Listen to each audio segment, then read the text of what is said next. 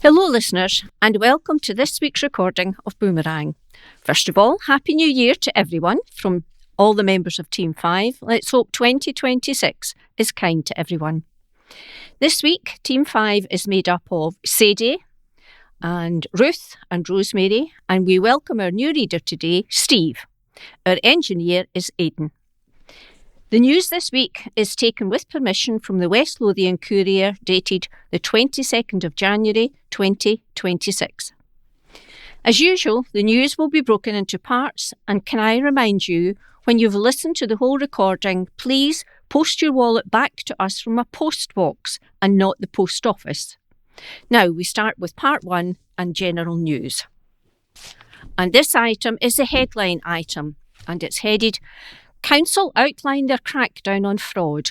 Officers find tenant subletting flat while living abroad, and is by Stuart Somerville.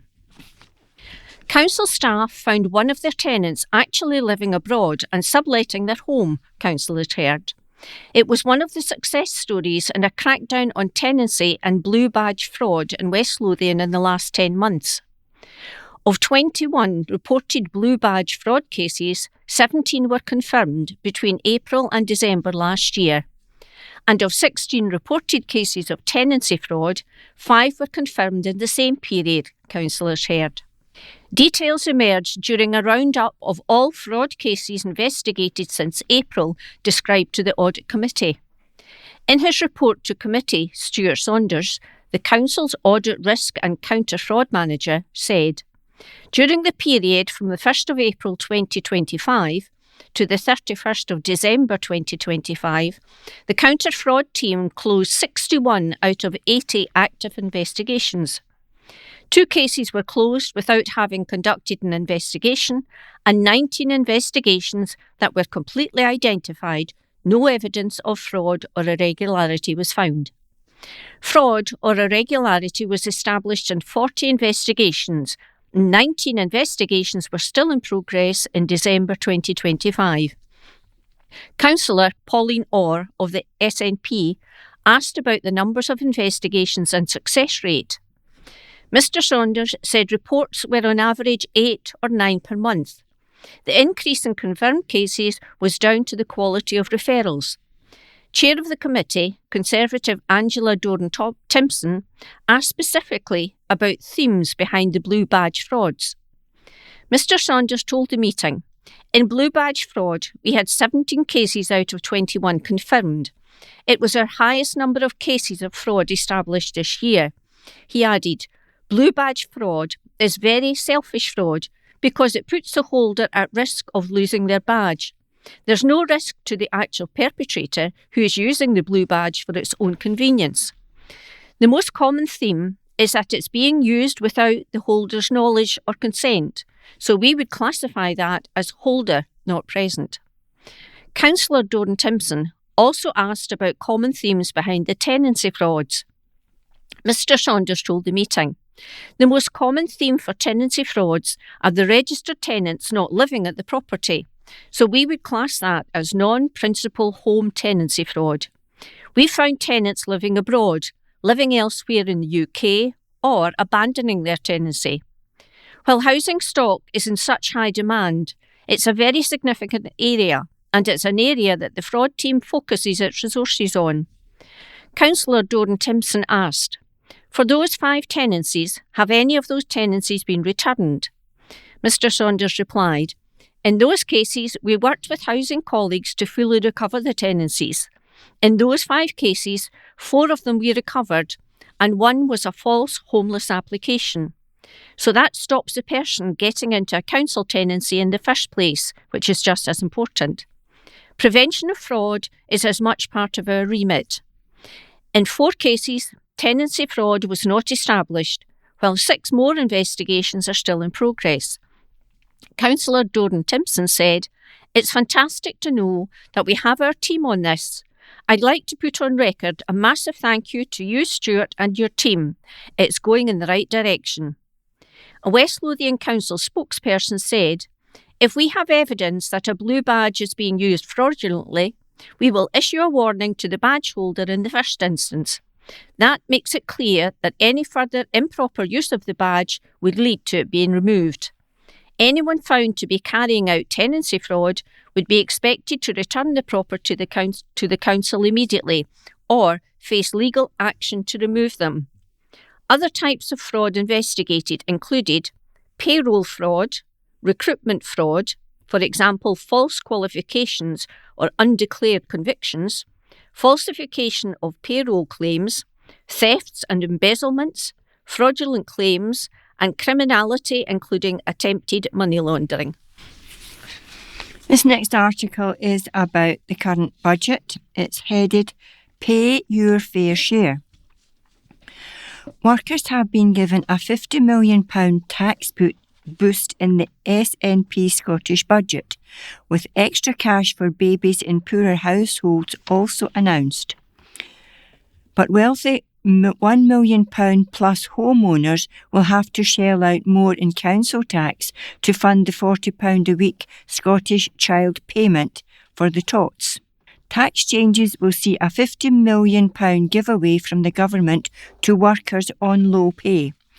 Other budget measures include breakfast clubs in every primary school and income tax relief for Scots on modest earnings. The policies were announced by Finance Secretary Shona Robinson in the government's final budget before the election.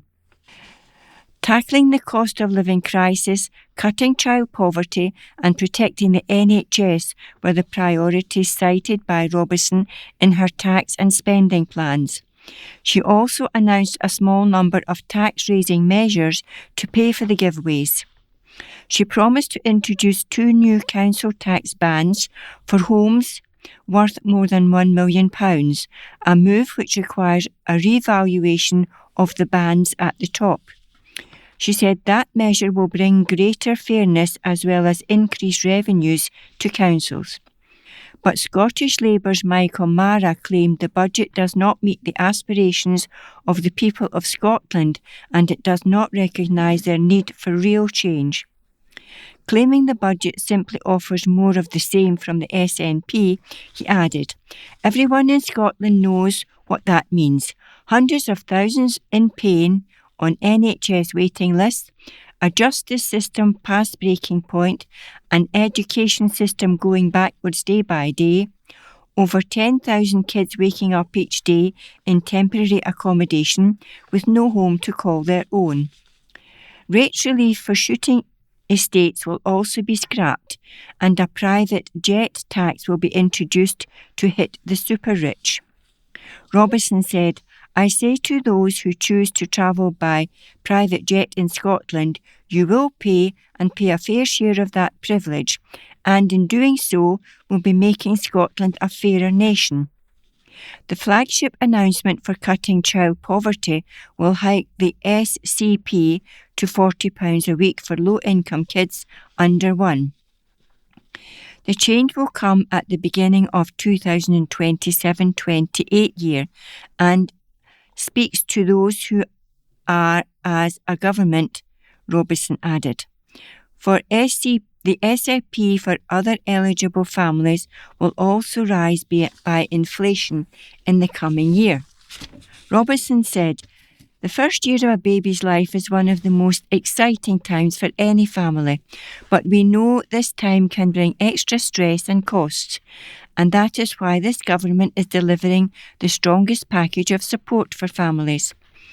This support for mums and dads will help them through that critical first year of their child's life, delivering the best start in life for families. Youngsters will also benefit from plans for every primary and special school having a breakfast club by August 2027. Robinson said, "It means the morning rush to get everyone organised and out of the house becomes that little bit easier. The chance to drop off the kids earlier at school, perhaps open up new shifts at work. For some families, saving on the cost of breakfast, for others, the kids getting a breakfast they would not otherwise receive." On the tax boost for lower earners, Robinson claimed, by raising the basic and intermediate rate thresholds by substantially more than inflation, this budget once again provides tax support for low and middle income earners. It also means the clear majority of taxpayers in Scotland can expect to pay less income tax than the rest of the UK. By delivering fair and progressive tax policies, we continue to deliver high investment in the NHS and policies like free tuition not available elsewhere in the UK. As a result of decisions in previous year, Scotland has 6 rates of income tax based on the ability to pay. But frozen thresholds, the point at which tax rates kicks in, have raised extra cash for the SNP government in recent years. In this year's budget, however, Robertson provided a tax cut by raising the thresholds for the basic and intermediate rates. In 2026-27, the basic rate threshold will increase by 7.4% from 15,398 to 16,537.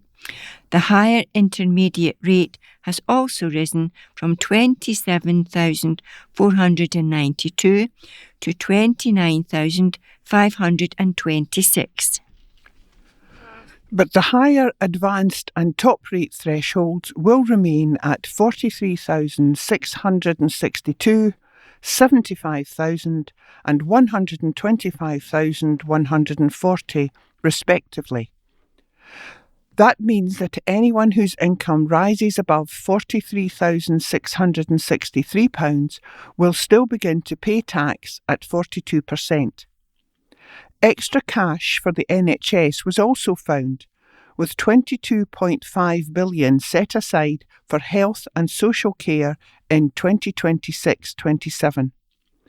This includes £36 million to help fund walk-in GP clinics, helping fulfil a key commitment from First Minister John Swinney.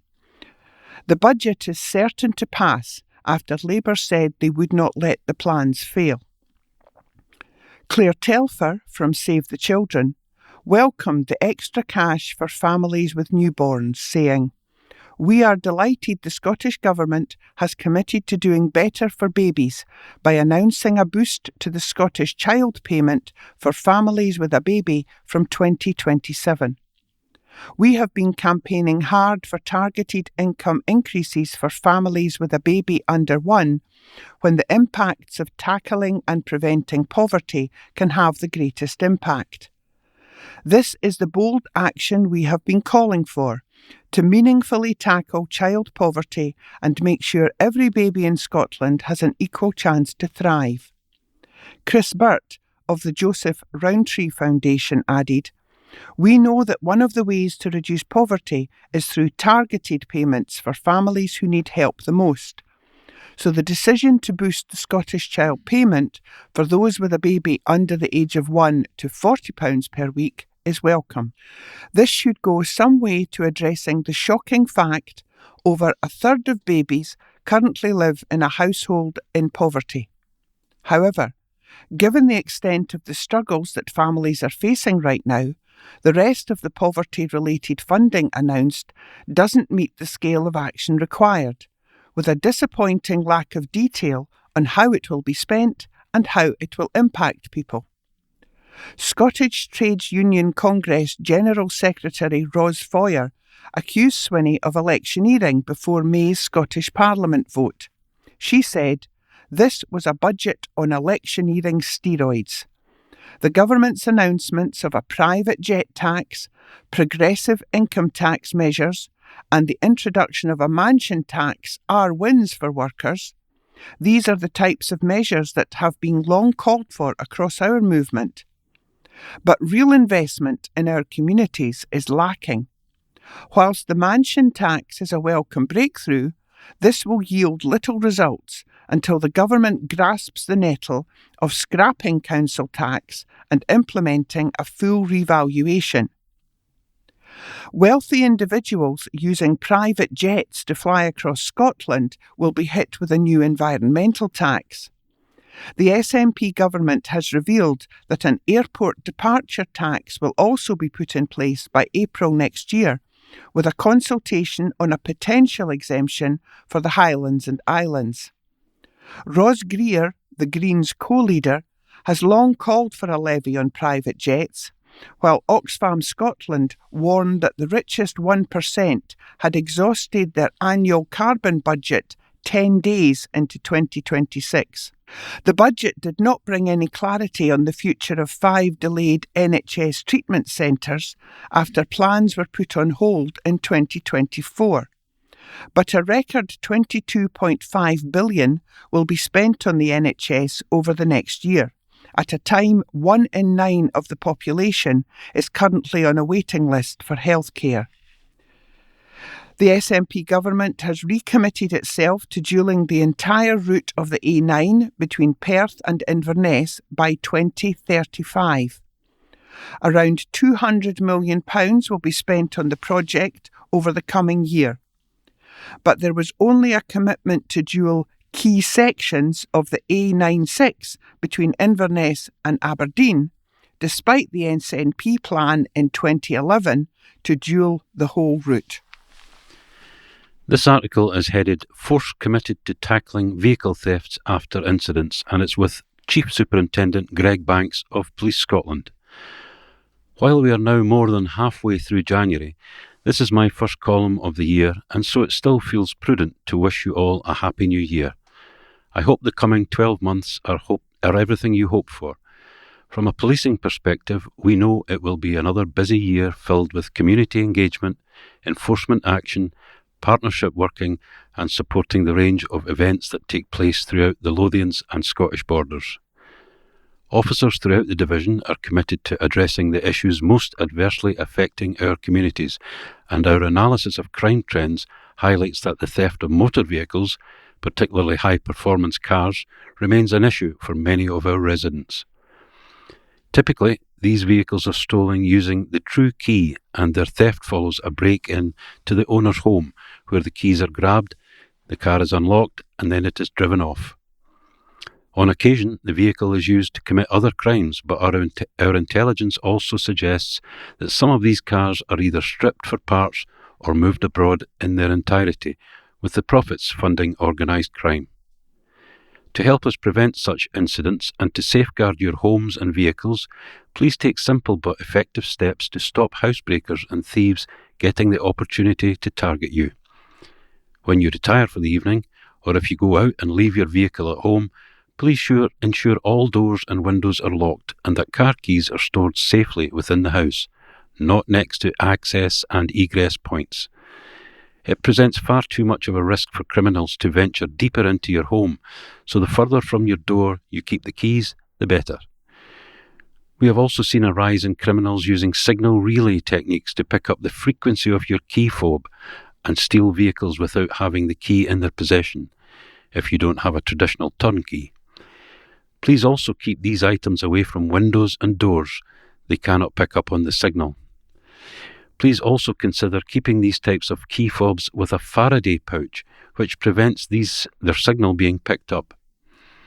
Traditional methods of vehicle theft, such as stealing a car that has the keys in the ignition while the driver is out of the car, also continue to occur, and this is particularly prevalent during the winter months, when people are defrosting vehicles and trying to heat them up before setting off.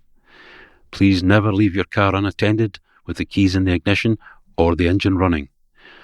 Not only does this make you a potential target for crime, but it could also have consequences for any insurance claims you make in the event of your vehicle being stolen. If possible, consider fitting your car with a tracking device so that in the event it is stolen, it can assist with inquiries to trace it. The Police Scotland website has lots of useful information for safeguarding your home and your vehicle. I would encourage the public to visit www.scotland.police.uk and put some of these tips into action within their own property. This next item is headed Centre Chiefs Highlight Big Investment. MCOR, the owners of the Centre Livingston, have invested almost £5 million on the regeneration of the shopping centre, which includes launching a new leisure hub later this year and a new sustainability programme, which includes reusing pallets for planters and bug hotels. Since acquiring the centre less than 2 years ago, MCORE has delivered a comprehensive repositioning of the enterprise, which is one of Scotland's largest retail destinations, spanning 1 million square feet and attracting 15.4 visitors a year. In 2025, the centre welcomed new brands, including Wingstop, a 90-seater Starbucks, SoStream Green, Miniso and Flying Tiger, with more new openings in the pipeline this year and expansions, including JD Sports, which will be tripling in size and launching in the spring. Sustainability has been central to the regeneration programme, which includes replacing a section of the roof using 100% recyclable membrane and improved recycling systems, which have all contributed to lower consumption and reduced carbon emissions. Further improvements are underway with the phased replacement of building management system, which will monitor and control all lights, heating and cooling systems more effectively to help reduce its carbon footprint. In recognition of the significant transformation at the centre, Livingston, the company, which is one of Europe's leading property collectives, has been named a finalist at the Regeneration Project of the Year category at the 13th Scottish Property Awards, which takes place in Glasgow. MCORE has also been announced as the leading investment manager in Scotland in the Going Shopping 2026 report by Trevor Wood Associates, with the Centre Livingston ranked as the most attractive shopping centre in Scotland. This article is headed Banking Hub Plans Delay, branded Needless, and it's by Stuart Somerville. Plans to install a new banking hub in Bathgate have been delayed. Now the firm behind the hubs is looking for a bricks and mortar solution instead of the planned prefabricated cabin option. And local councillor Harry Cartmill thinks further delay is needless when the business could relocate to one of the former banks in the town. There was widespread opposition to the initial plans to site the hub in Morrison's supermarket car park, just off Whitburn Road. In September, a local businesswoman, Nicola Burns, raised a petition of more than 1,500 signatures seeking to keep the Bathgate banking hub in the main shopping area. At the start of the year, Cash Access UK, the firm behind the banking hub, contacted Councillor Cartmill to say the hub could not be sited in the car park because of unforeseen issues. In an email to the councillor, Gemma Mackey, the firm's regional manager, said, "Unfortunately, due to unforeseen issues arising during the building warrant process, the original cabin-based solution is no longer viable at the proposed location in Morrison's car park. These challenges could not be resolved within a reasonable time frame and would have caused further delays to the delivery of the banking hub." She added, "To avoid these issues and to provide greater certainty for the community, a decision has now been taken to move forward with a permanent bricks and mortar banking hub instead. We remain committed to bringing a permanent hub to the community and will continue our search for a suitable, convenient and available location. The banking hub currently operates in the Jim Walker Partnership in South Bridge Street and will continue to do so until a new site is found." Councillor Cartmill told the local Democracy Reporting Service that he thought the idea of moving to the car park was ridiculous, with no business access, no bus access, poor visibility and really only accessible to car owners when those most needing this once cherished high street service, the elderly and digitally disadvantaged, were effectively excluded. And he questioned why a new building was being considered. Why does a permanent structure need to be built with all the delays and unnecessary costs when the bank branches all located in easy, accessible locations that have bus stops near, disabled access, parking, toilets, ample waiting space within, are not being utilised, either bought or rented by Banking Hub. Nicola Burns also welcomed the ongoing commitment to find new premises. She told the LDRS, "I am grateful to Cash Access for continuing to offer an option for cash banking since the closure of all the banks within Bathgate. Access to cash remains important for many residents and local businesses. Although I'm aware that this is a setback in terms of timescale, I think long-term bricks and mortar building within the centre of town will be much better for both cash access and local community of Bathgate and further afield.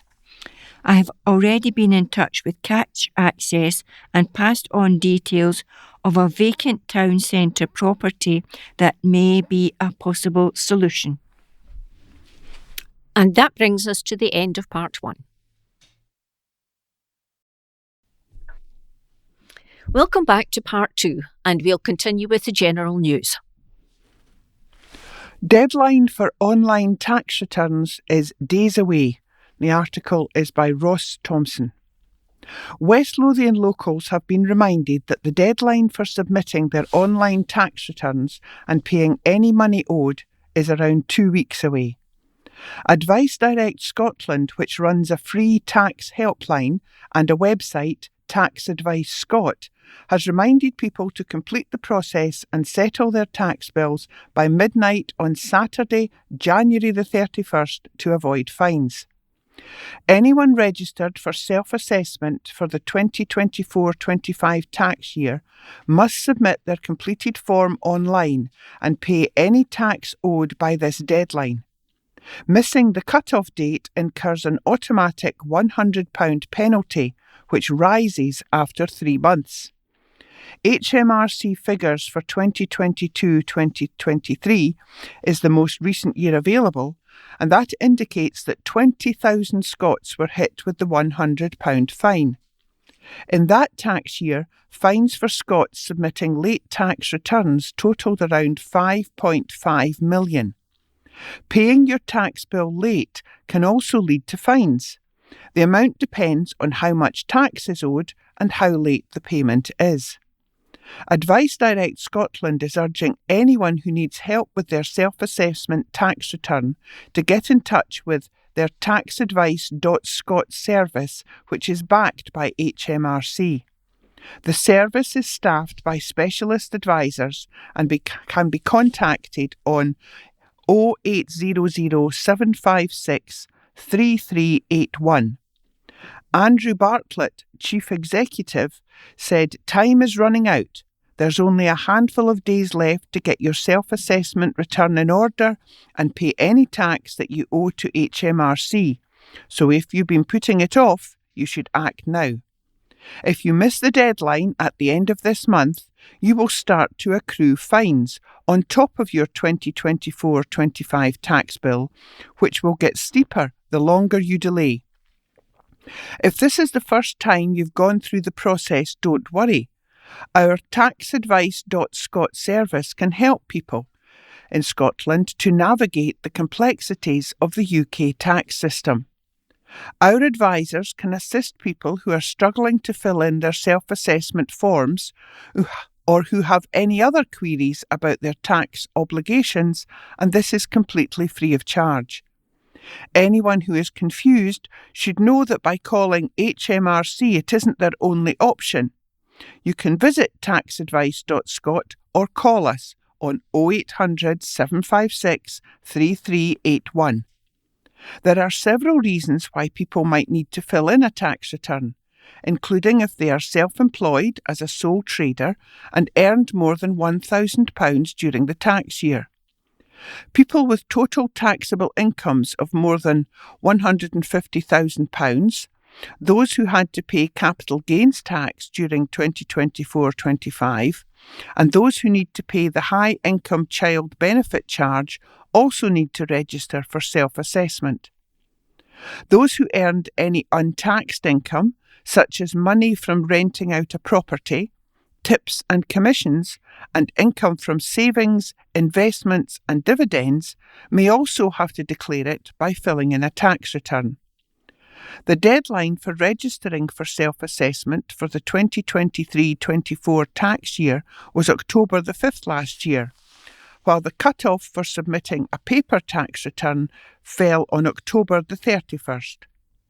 As well as advice on self-assessment, taxadvice.scot staff can answer questions on a wide range of area, from PAYE to national insurance inquiries.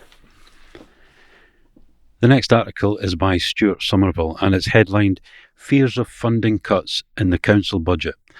The subheadline is West Lothian Chief promises he'll be honest with the public.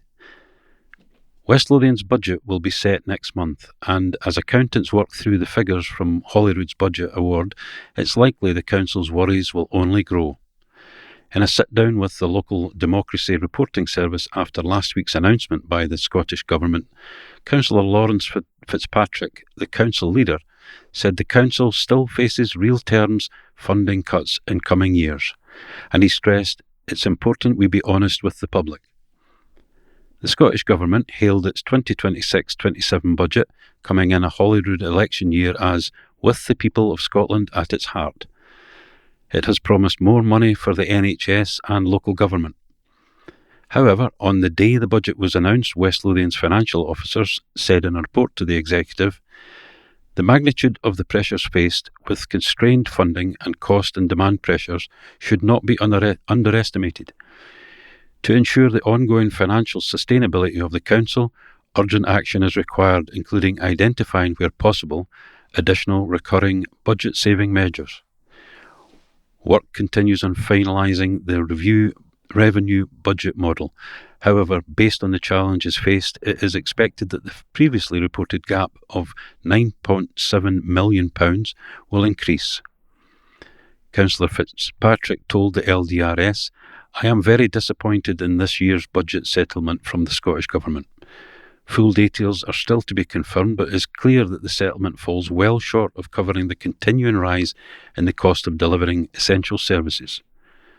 Unfortunately, local government and the vital services we provide is clearly not a priority area for the Scottish Government and are now facing real-term funding cuts over the coming years.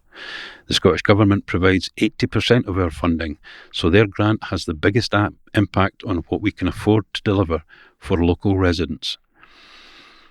In addition to inflationary pressures and the £7 million hit from national insurance increases, West Lothian's coffers have taken a massive hit from a £50 million it has had to find to repair crumbling concrete found in its public buildings. Its most recent call to the Scottish Government for £15 million to meet the final costs of the rebuild of St Kentigern's Academy in Blackburn remains unanswered.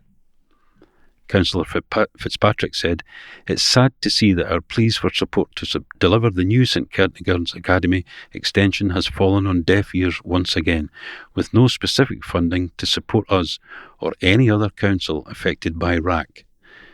We already have a £15 million funding gap for the critical project, and the lack of backing will have long-term repercussions for local services.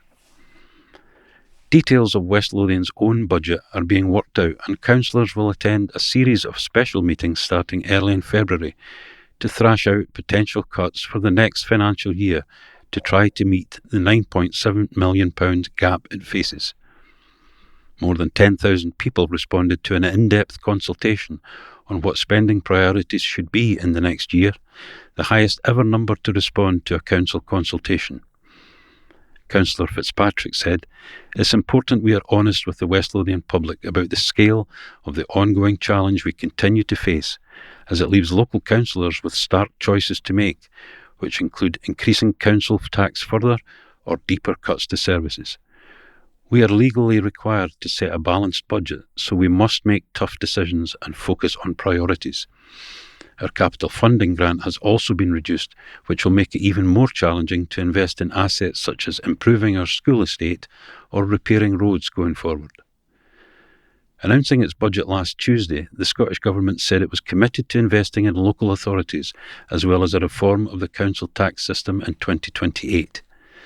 Consultation on that has just gone out to local Scottish councils. It said, this 2026-27 budget delivers a real terms increase in the local government settlement to almost £15.7 billion.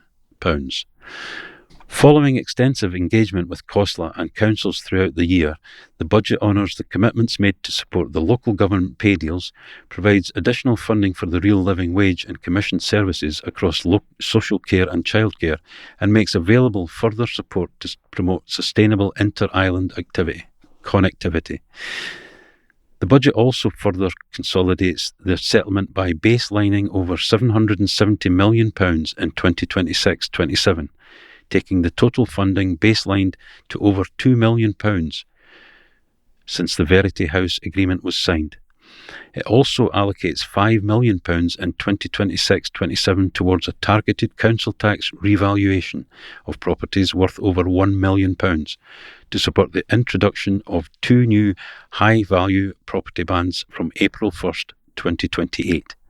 As well as providing revenue raising in future years, this policy commitment recognises the reality that some multi-million-pound homes currently face bills not materially different from far more modest properties, and seeks to address that unfairness. And continuing with the RAC problem, this next item is headed RAC meeting hit by last-minute delay, and is by Stuart Somerville. A long-awaited meeting between RAC campaigners and the Scottish Government had to be pulled at the 11th hour. The meeting planned for Tuesday morning was postponed after the chair of the National Campaign Group, Wilson Chowdhury, sustained a knee injury. Now members of the group, including Livingston's Kerry McIntosh, are hoping for a new date to meet with Holyrood officials. As the Local Democracy Reporting Service highlighted at the start of the week, a national campaign is fighting for compensation for homeowners affected by crumbling concrete in their houses. These homes are mostly former council houses, or, like those in Livingston, homes built by the New Towns Development Corporation, which was dissolved before the creation of the new West Lothian Council in the 1990s. While West Lothian tenants and those in other parts of Scotland affected by crumbling concrete are having remedial work paid for by local authorities, homeowners face the anxiety and uncertainty of large bills to complete repairs themselves to homes which have effectively been rendered useless. The national UK RAC campaigners have been promised a meeting with officials from Holyrood's Better Homes department. Ahead of the planned meeting earlier this week, Mr Chowdhury told the LDRS, "Our campaign faces a pivotal moment. The confirmed meeting with Scottish Government officials is a key opportunity to advance the agenda, push for parity of support across the UK, and demand a public inquiry into the historic failings that have left thousands at risk. We will continue to press for pre-RAC property valuations to restore affected homeowners to their rightful financial position, fully funded roof replacement or remedial work delivered promptly and without burdening households, and a coordinated UK-wide approach ensuring no homeowner is left behind due to postcode or tenure. No new date for the next meeting has yet been set." This article's a bit more light-hearted.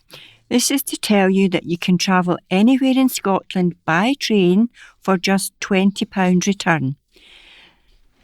Explore Scotland for less with our fantastic offer.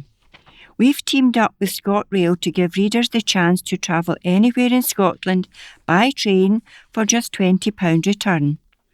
With this great offer, you can travel between the 9th of January and the 31st of March 2026.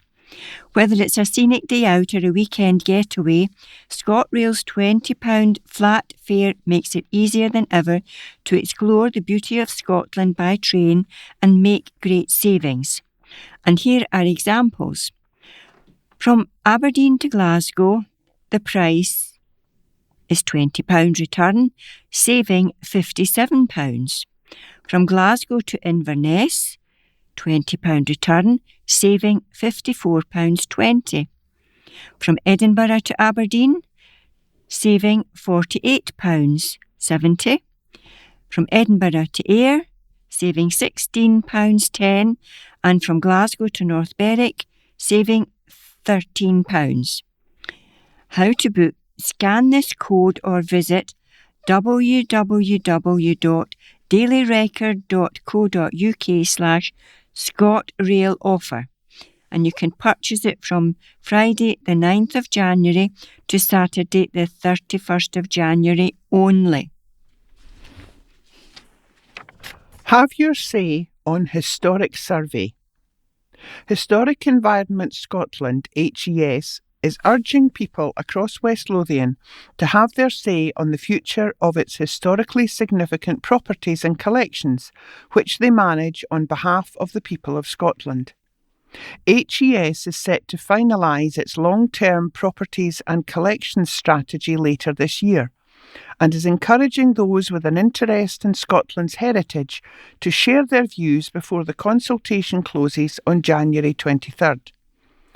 HES looks after more than 300 historic sites, including Edinburgh and Tantallon Castles and Linlithgow Palace, 43,000 objects and 5 million archival records on behalf of the people of Scotland. Many of Scotland's historic assets are facing increasing challenges in their management, but there are also opportunities for this national network of cultural heritage to do more for Scotland. Dr. David Mitchell, Director of Cultural Assets at HES, said, "The sites and objects that we look after don't belong to HES. We look after them on behalf of the people of Scotland, and we want to hear all views and ideas on the draft strategy. The choices we make now will shape how the properties and collections we look after are managed for decades to come. We want to hear from everyone, whether you visit our sites often, work with heritage, or simply feel a connection with Scotland's past. With consultation closing soon, we're encouraging as many people as possible to take part. The context in which the cultural heritage sector operates is changing significantly, and the time is right to consider what the future of state care should look like, how we can best engage with communities, deal with the traditional skills crisis, deliver more sustainable tourism, and make the right decisions with transparency. The consultation is available now on Citizen Space and will remain open until January the 23rd. This article by Stuart Somerville is headlined "Traffic Wardens Set to Return to Enforce Streets." West Lothian Council could have its own traffic wardens pounding the streets in 2 years. It will be 2028 and a new council administration before the council take control of parking enforcement to end the current free-for-all faced in towns and villages. Councillors on the executive this week welcomed the decision to change the rules, arguing it can't come quickly enough. And Tory group leader Damien Doran Timpson urged parking controls be contracted out rather than run by the council, saying it would be much more cost-effective than running it in-house. The SNP group had first called for change in 2019 and claimed the Labour administration had ignored the issue. Plans to take on control of parking, known as Decriminalised Parking Enforcement, DPE, were agreed at the start of last year. Roads and transport officers have now prepared the basis of taking the scheme forward to go to the Scottish Government to seek legal permission. A report will be presented to the Environment Sustainability PDSP later this year, setting out the lengthy legal process required for the Council to be granted powers by Scottish ministers to enforce parking and pavement parking. The report will also include a draft business case that will be presented to Council Executive for approval prior to submission to Scottish ministers. Both Conservatives and the Lib Dem councillor questioned why the council was considering only in-house management. Contracting out parking enforcement could be a more cost-effective way of running the scheme rather than hiring staff and wardens to police parking. It was stressed that the officers would consider all proposals as the plans are developed. Councillor Sally Patel, Lib Dem, told the meeting, "Is there any way we can expedite this process? Illegal parking comes up as one of the top 3 issues in my weekly meeting at my ward. Local police are doing above and beyond their resources in Linlithgow. We have an opportunity here to take matters into our own hands and create a parking enforcement system that works for Linlithgow and all of West Lothian. I had hoped we would be much farther down the road by this stage, and it would be a huge disappointment that we are now saying the DPE is not going to come in within this administration." Councillor Janet Campbell, SNP Group Leader, said, "I want to express my thanks to Gordon Brown, the Roads Network Manager, and the team who have pulled this together. I welcome this immensely." The SNP Group has introduced this topic repeatedly at PDSP and budget meetings for the last 7 or 8 years. It has been declined for purely ideological reasons. Better late than never. Councillor Pauline Stafford, Deputy SNP Group Leader, said, "I don't really understand why this hasn't been a priority for this administration." Councillor Doran Timpson warned his party would not support parking charges at railway stations. Fellow Conservative Angela Doran Timpson also said that there should be no charges at sports centres. Damien Doran Timpson said he was keen to see all options for the scheme were brought forward so that all councillors are fully aware of the realistic challenges that we face by delivering it in-house and the costs that would be incurred, compared to having it managed by a third party. Councillor Pauline Orr for the SNP pointed out that 23 of the 31 other Scottish councils now operate DPE and generate income from it. Executive Councillor for the Environment and Sustainability, Labour's Tom Conn, said, "I welcome this important step forward in the process to introduce decriminalised parking in West Lothian. The legal process required by Scottish ministers is expected to take around 2 years to complete, with details on exactly how the scheme will operate in West Lothian to be agreed during this time. Currently, only Police Scotland can enforce parking, waiting and loading restrictions on the public road network in West Lothian. The Council previously employed dedicated parking wardens to carry this role out until 2014. Decriminalising parking enforcement transfers the responsibility for enforcing parking regulations from the police to local authorities.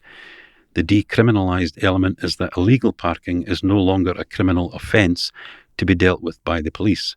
This is expected to reduce illegal parking and congestion, improve traffic flow and compliance such as blue badges, and improve road safety in West Lothian." And that brings us to the end of part 2. Welcome back to part 3, and we'll begin with a quiz.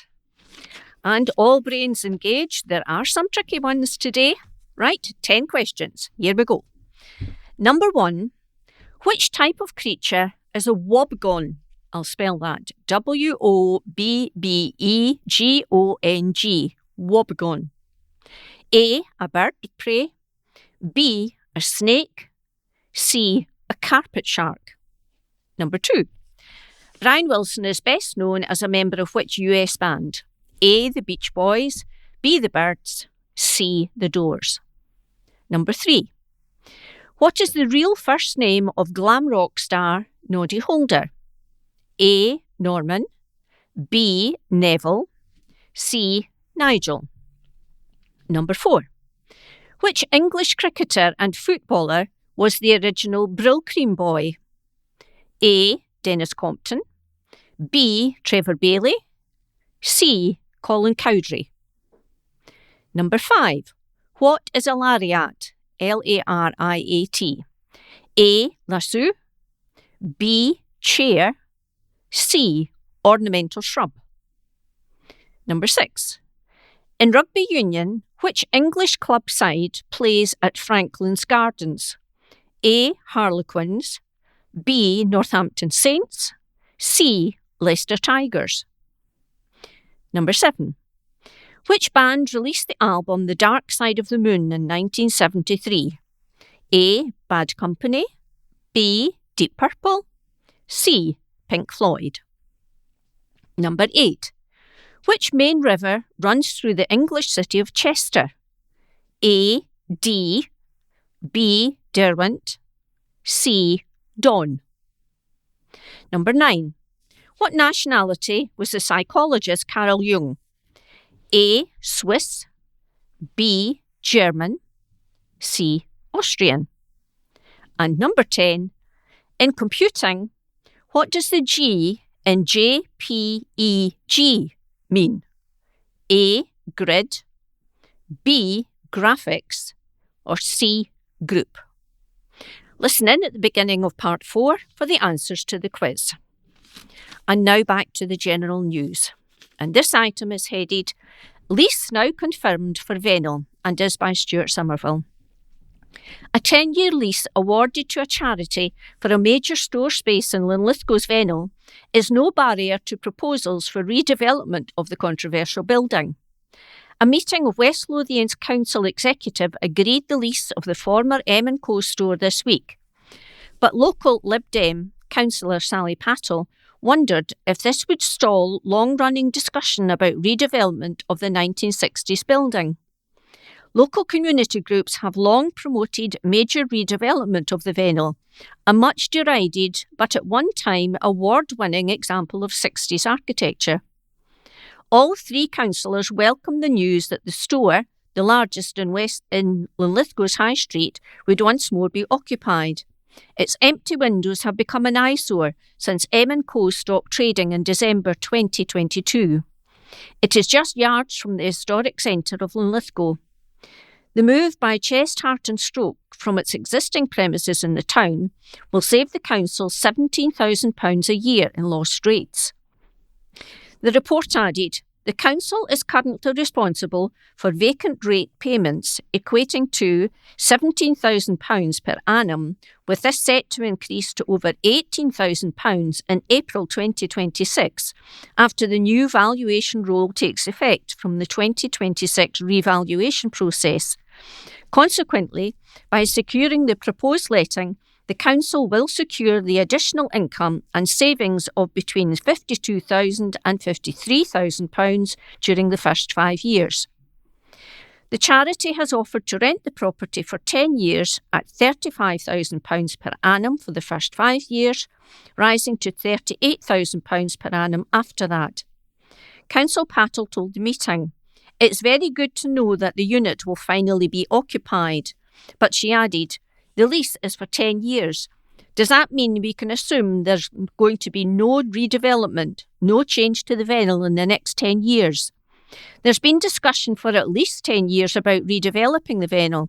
I'm assuming that if this lease runs for a decade, we won't be seeing any changes for the next decade. Is that right?" Scott Hughes, the council's strategic property assessment manager, replied, "There's been discussion of the potential redevelopment of the wider Vennel area, which goes beyond the boundaries of this particular building. So I don't think it's fair to say that it inhibits any redevelopment taking place." Labour's Tom Conn welcomed the cash savings the lease would mean for the council and said he hoped the charity would allow community groups to use window space to promote their activities. Pauline Orr for SNP said, "I'm really pleased to see that the vacant space is now going to be used. Community groups have long proposed comprehensive redevelopment of the Vennel area as the only viable option. A test marketing exercise of the site carried out 2 years ago produced 2 offers, but neither of those was as viable or as valuable to the council as the existing car park, which currently brings in £100,000 a year in rental. Currently, just over 5% of the Linlithgow Centre town shops are empty. The occupancy rate is 94.6%. This article is headed Big Concerns Raised Over After School Club. An after-school club in West Lothian had no qualified staff looking after children for 2 days a week, a new report has found. The Care Inspectorate report, which was published on Friday following an inspection of Giggles and More Breakfast and After School Club, found the service to be rated as weak in 3 of 4 categories, with the 4th being deemed adequate. While some strengths were identified, the service was found to have important weaknesses in leadership and nurturing care. As reported by Edinburgh Live, a manager was discovered to be the only member of staff with qualification, making the service devoid of qualified staff for 2 days a week. The documents read, "The majority of the staff team were unqualified and most lacked experience in childcare. The manager, who was recently qualified as a practitioner, was the only qualified member of staff." This meant that on the 2 days they were not present in the service, there was no qualified staff member available to lead practice. Leaders were also found not to be familiar with their duties to report certain events to the regulator. The report continued, for example, they had to be prompted to notify the regulator about children being left unattended in the service and staff not being at the school on time to collect the children. These events meant we were not confident that the leaders were aware of their regulatory responsibilities to notify us appropriately and held to keep children safe. Locals can take steps to prevent frozen pipes. Scottish Water is reminding customers in West Lothian to take simple steps to prevent frozen pipes during the cold weather, but without leaving taps running. The utility, which is also asking customers to be alert for leaks and bursts, discourages people from leaving taps running because doing so wastes significant amounts of water. This will help the company maintain supplies and avoid disruptions. In some areas there have been increases in demand which, because there have been no reported bursts, the company suspects is due to the outdoor taps and troughs being left running or burst pipes or indoor taps running in unoccupied holiday homes. Leaving taps running also does not guarantee protection against pipe bursts, which are more effectively prevented through insulation and heating. John Griffin, Scottish Water's Water Operations General Manager, said, "Our customers play a vital role in preparing their homes and businesses for winter weather and also in helping us to respond when freezing conditions do bursts or leaks. Taps should never be left running to prevent pipes freezing. Doing so can waste a lot of water, and that can adversely impact our ability to maintain normal supplies in some areas. It also does not guarantee protection against pipe bursts, which are more effectively prevented through insulation and heating.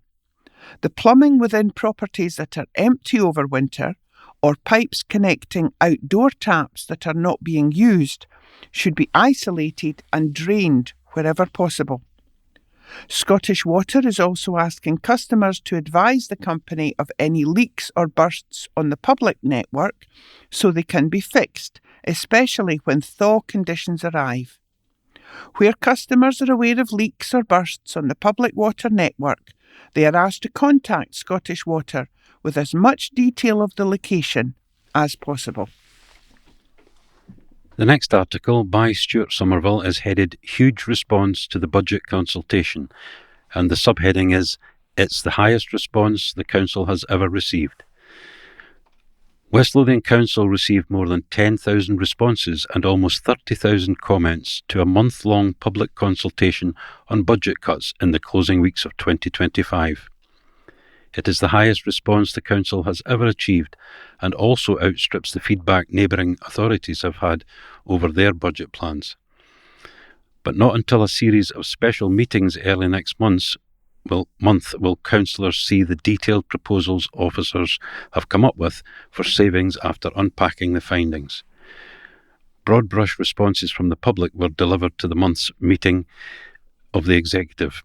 Carrie Heron, the Executive Project Officer with the Council, told the meeting 10,051 responses had been made and 28,400 individual comments. The bulk of the responses were made online. The Council invited partners, community groups and other organisations to participate in the survey. A total of 143 named groups and organisations took part in the consultation, which represented over 1,600 people. The consultation also sought feedback on council tax, and participants were asked if they would support an increase in council tax if all funding raised was spent on key services.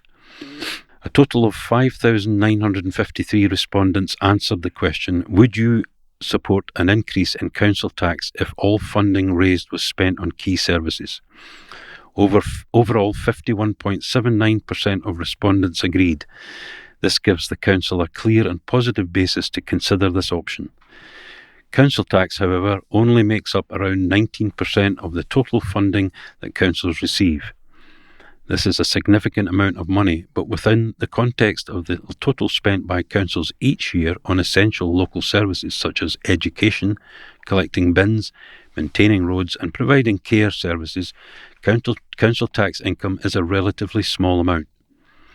Because of the relatively small proportion of total council spendings met by council tax, increasing council tax alone cannot resolve the financial challenges facing councils. Graham Hope, the Council's Chief Executive, told councillors that a series of public policy development and scrutiny panels, PDSPs, would meet to discuss proposals for each area of the Council's operations. Lib Dem councillor Sally Patel had a list of questions around issues including potential building closures. She was assured that all councillors could attend and have questions answered at these dedicated PDSP meetings. West Lothian's cash settlement from Hollywood won't be certain until the end of the month, as the Scottish budget was delayed until this week. Mrs. Heron told the meeting, the response rate is unprecedented and exceeds the response rate to consultations in previous years. Benchmarking shows no one has achieved the response rate that we have. We are very grateful to all those who have taken part. The Your Council, Your Say consultation sought feedback on a range of budget options available to the Council as the local authority seeks to reduce costs and balance the Council's budget across the next 2 years, something the Council is legally required to do. Residents agreed by 91% that council officers should look at more efficient ways of working. They also backed a 59% to 41% proposals for the council to generate more income. A reduction in council properties and cuts to non-statutory services all got the thumbs up. The devil will be in the details of proposed cuts. Councillors praised staff for the breadth and depth of the consultation. The SNP's Deputy Group Leader, Councillor Pauline Stafford, praised the inclusion of pupils in local schools for encouraging them to understand how services work for their communities. There's a huge amount of work that's been done here. It's really good to see how clear and tangible examples were made, easy to understand. Quite often in consultations is quite high level and people don't really understand the cuts they face until it's too late. The number of young people involved is fantastic. I think it's really important just for the civic engagement so they can understand what the impact will be on them. It is interesting to see that 55% of those who responded were women compared to 30% for men. Women are the shock absorbers of poverty. Councillor Susan Mannion, Labour's Deputy Leader, praised the consultation as a phenomenal piece of work. Recognising the timeline in which the Council had to make budget decisions, she said the results of the consultation were a good platform. Based on the latest information available, forecasts show that West Lothian Council face a revenue budget gap of approximately £23 million over the next 2 years, 2026-27 to 2027-28, although this is expected to increase. The gap is caused by rising costs of providing council services, combined with insufficient levels of funding to support all council services. Over 80% of the council's budget comes from Scottish Government grant funding, while council tax makes up around 19% of the council's budget. In its latest assessment of local government finances, the Accounts Commission reported this year that mounting pressures from inflation, increasing costs and demands are exceeding the Scottish Government's additional investment in Scotland's councils. It confirmed that intensifying service demands, including social care, as Scotland's population ages, mean Scottish councils had to cover a budget shortfall of $647 million in 2025-26. This next article is headed Charities Help to Dad After Crash and is by Cara Blackhall. A West Lothian woman has supported the charity who saved her dad's life outside a hospital after a serious road crash. Jill Dempster, 36, tackled her first ever marathon in aid of the Great North Air Ambulance Service, raising more than £1,700 to support the work the organisation does. She chose to fundraise for the Air Ambulance Service as part of the event in Lochrannoch in October. It comes after her dad, John McNeill, received urgent help from the charity in January 2015, reports Chronicle Live. Aged 58 at the time, John, from Armadale, was involved in a serious incident on the A1 at Berwick when his work van and an oncoming lorry collided. He sustained multiple severe fractures, including his collarbone, hip socket, both femurs, sternum and vertebrae, as well as collapsed lungs, lacerations to his scalp and liver, and a hematoma near his right kidney. When the Air Ambulance Service critical care team arrived, they put John into a medically induced coma and gave him a blood transfusion. This is the first time the blood transfusion had been given to a patient outside of a hospital in the north of England, with the Air Ambulance Service just beginning to carry red blood cells aboard their aircraft during the same month. John was airlifted to the Royal Victoria Infirmary in Newcastle, and he spent 4 weeks in the intensive care and high dependency units, undergoing several operations to save both his legs, before spending another 2 months in the trauma ward. Later, he was transferred to the Royal Infirmary in Edinburgh to be nearer to his family and friends. He then underwent another operation on his right leg.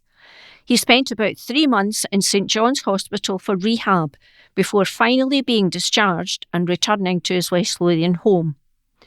On her father's recovery, Jill said, "My dad is well and living life to the full, considering his trauma and severe injuries.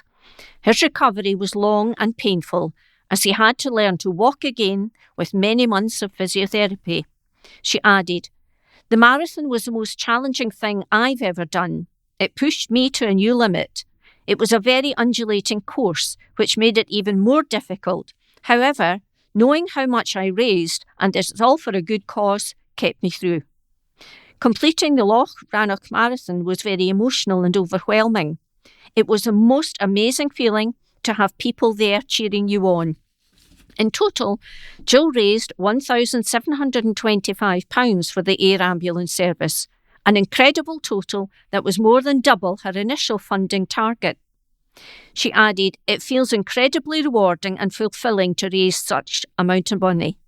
The funds are going to such a meaningful cause, ensuring people like my dad get the air ambulance support they need.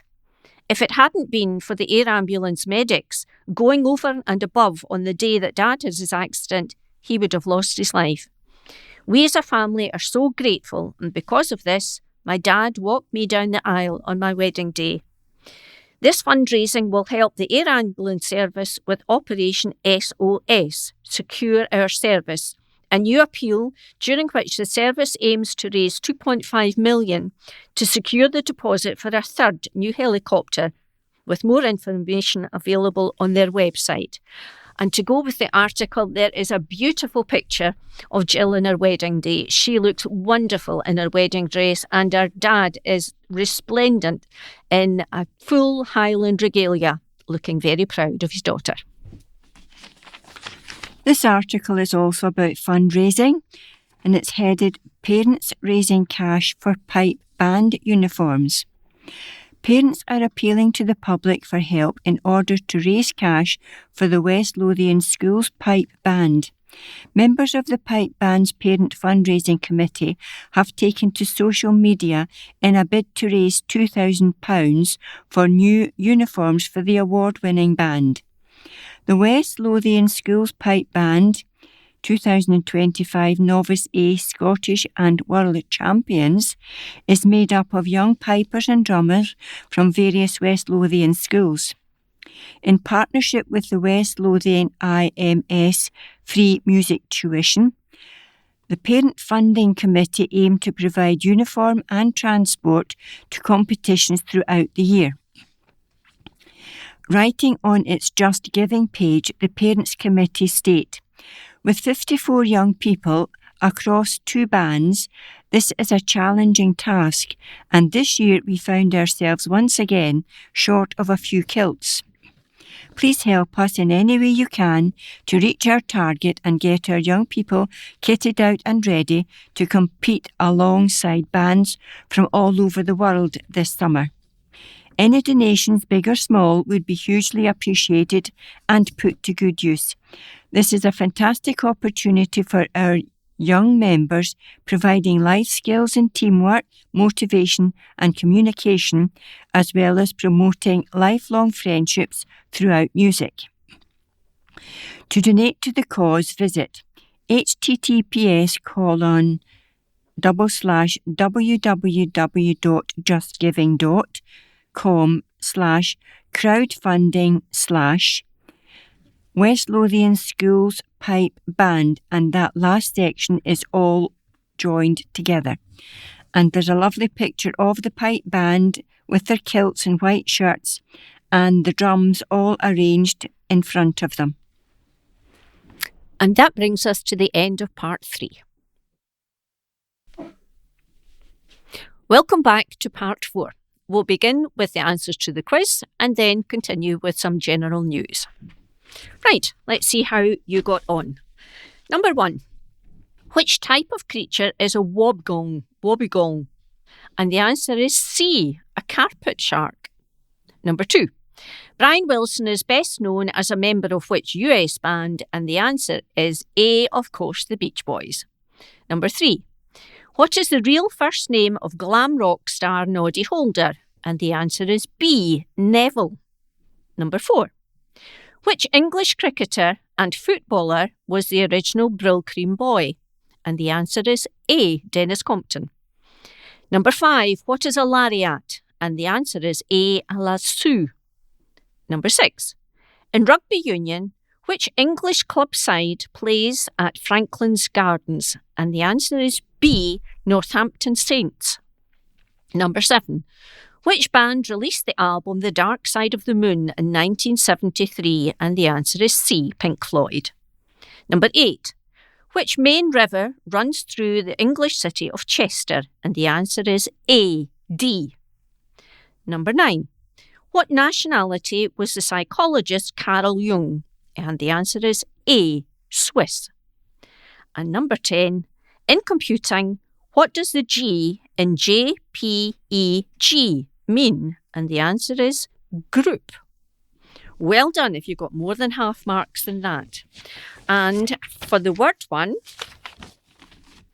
here are 2 words that might sound familiar, but do you know what they mean? The first word is dehort, D-E-H-O-R-T. Does it mean A, gape open, B, dissuade, or C, remove horn or horns? And skink, S-K-I-N-K, does it mean A, hide, B, to pour out, or C, a hut? I'll give you the answer at the very end of this reading. And now back to the general news.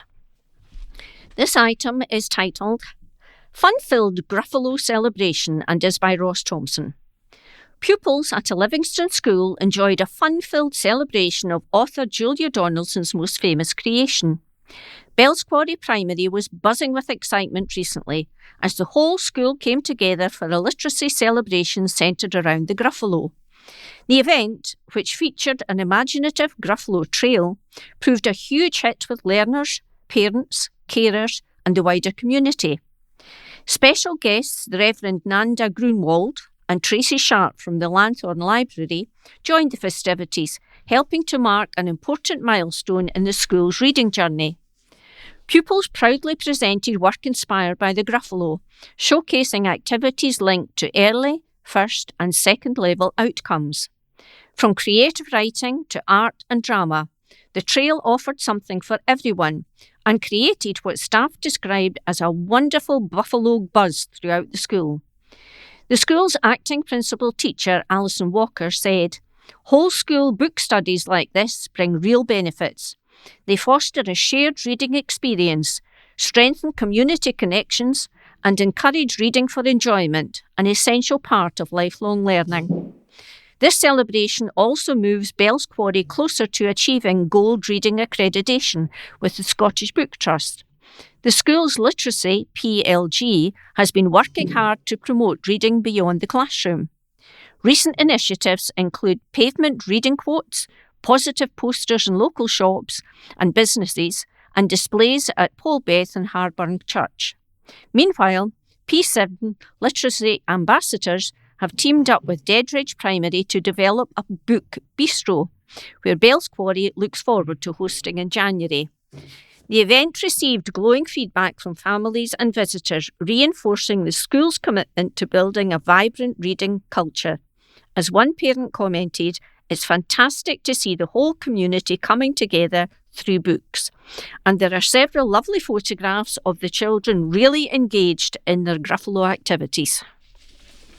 This is an article about the 50 Plus network, and it's a volunteer lunch as a small token of thanks to the volunteers by Ross Thompson.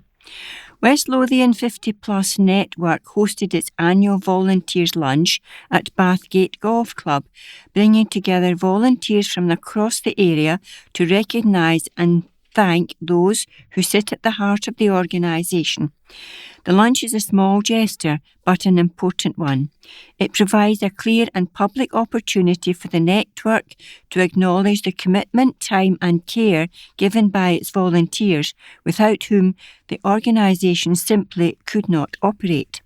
Speaking at the event, Chair of the Board Trustee Sue Bedford-Visor reflected honestly on the past year. Financial pressures across the third sector remain significant, and demand for services continues to grow as West Lothian's population ages and the need for connection and purpose increases. In these circumstances, many organisations have been forced to scale back. West Lothian 50 Plus Network chose a different path. Volunteers, members and leaders stepped forward. They fundraised more, they reached new people, launched additional groups, and continued to turn up week after week. That collective effort is why the network remains active, resilient and growing, and why it continues to play a meaningful role within the wider community. The event was attended by 64 of the network's 100 volunteers.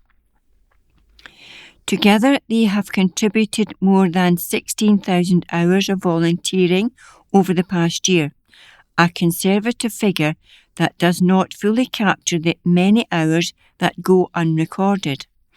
That time has translated directly into improving well-being, confidence, learning and social connection for more than 700 members across West Lothian. The network also extended its thanks to Home Instead Charities for their generous grant, which helped make up the volunteers' lunch possible. West Lothian 50 Plus Network extends its sincere thanks to every volunteer, past and present. Your commitment is recognised, valued and deeply appreciated, and it continues to make a tangible difference to people and communities across West Lothian. And there are pictures of many happy smiling faces sitting at the table with their food and drink. Commitment to new station hailed by MSP, and this article is once again by Ross Thompson. Linlithgow MSP Fiona Hislop has welcomed the Scottish Government's commitment to a new train station at Winchborough. As part of the Scottish budget at Holyrood, the Government confirmed their commitment to delivering a train station for the West Lothian town. Finance Secretary Shona Robison announced that the transport portfolio will invest nearly $4.3 billion to maintain and enhance Scotland's transport network in the years 2026-27. This includes $2.7 billion for public transport services and infrastructure. Fiona said, "I welcome the brilliant news from the SNP Government Finance Secretary Shona Robison that working with partners, we, the Scottish Government, will ensure a new station at Winchborough is delivered. This week's budget has families and community at its heart. I have long supported a railway station in Winchborough, and I am pleased to see a strong, clear commitment for its delivery in the budget from the Finance Secretary. As the constituency MSP, I have for many years championed a station in Winchborough, and I have previously brought together stakeholders and met regularly with Jim Fairley, MSP, Minister for Connectivity, to discuss the project. I hope this assures the people of Winchborough that this station will be delivered." However, Scottish Labour candidate for Bathgate Jenny Young has accused the Scottish Government of kicking the plans into the long grass. Ms Young said that the Scottish Government's infrastructure delivery pipeline, which was published on January the 13th by SNP ministers, contains only one reference to Winchborough train station, and there are no specific plans or a timescale for the project. She said, "Yet again, Winchborough residents have been let down by this SNP government.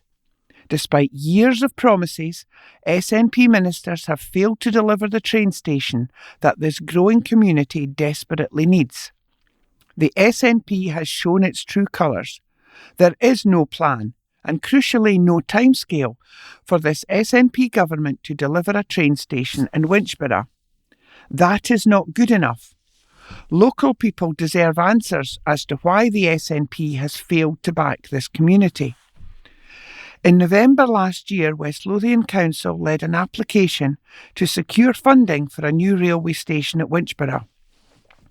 While no figure has been mentioned, evidence from other new stations opened in Scotland suggests that development costs could be around the £15 to £20 million mark. The Council has now submitted the funding request with the support of its partners in Winchborough Developments Limited, the Edinburgh and South East Scotland City Region Joint Committee, the South East of Scotland Transport Partnership, Network Rail, Transport Scotland and ScotRail. The request for funding follows on from the granting of planning permission for the station in October. The request is underpinned by an online business case demonstrating the strong transport and economic benefits the new station will deliver, from improved connectivity to major reductions in car-based commuting. The outline business case projects that by 2030, around 625 passengers will use the station each day. It shows exceptionally strong value for money, with a cost-benefit ratio of 2:1 before any passenger revenue is counted, rising to between 4.26 to 5.6 when the revenue generated by the station is included. The new station will also bring benefits to the surrounding towns. Linlithgow has had to cope with rising parking problems as more people use the station to commute. Commenting on the submission of the funding bid, the leader of West Lothian Council, Lawrence Fitzpatrick, said, "We all want to improve our local economy and grow opportunity and investment in West Lothian, and this is a significant step forward. It's extremely encouraging to see this project continuing to move forward at pace this year, which reflects the positive collaboration between all parties. A station would bring lasting benefits to Winchborough and the surrounding communities. If you want to win a £25 gift card to spend at the Centre in Livingston, this is the article for you. At the Centre Livingston, which is one of Scotland's largest shopping centres, there's over 150 stores and restaurants to choose from, including Marks and Spencer's, River Island, New Look, Wingstop, Five Guys and Las Iguanas. Perfect for a great day out with the family and friends. If the colder climes are starting to fuel ideas of a warm holiday in the sun during the February school break or Easter, summer or during the mid-term school break in October, then pop into any of the 3 travel agents at the centre. Hayes Travel, TUI and Barhead Travel for inspiration and exclusive deals. Whether it is a city break to Pisa, then stopping in at Perugia, along the coast for some rest and relaxation, or Portugal for a week of chilled me time, or even golfing, there's a great team of experts on hand to help. If 2026 is the year you book that once-in-a-lifetime trip to Disney, the Caribbean, Australia, or a safari in Kenya, the travel team at all 3 stores can help take the pressure off by making sure you book the right hotel, ticking off everything on your wish list, and arranging flights and transfers, and also must-see excursions during your stay. To be in with a chance of winning a £25 gift card courtesy of the Centre Livingston, simply answer the competition question below and send it to ross.thompson@reachplc.com.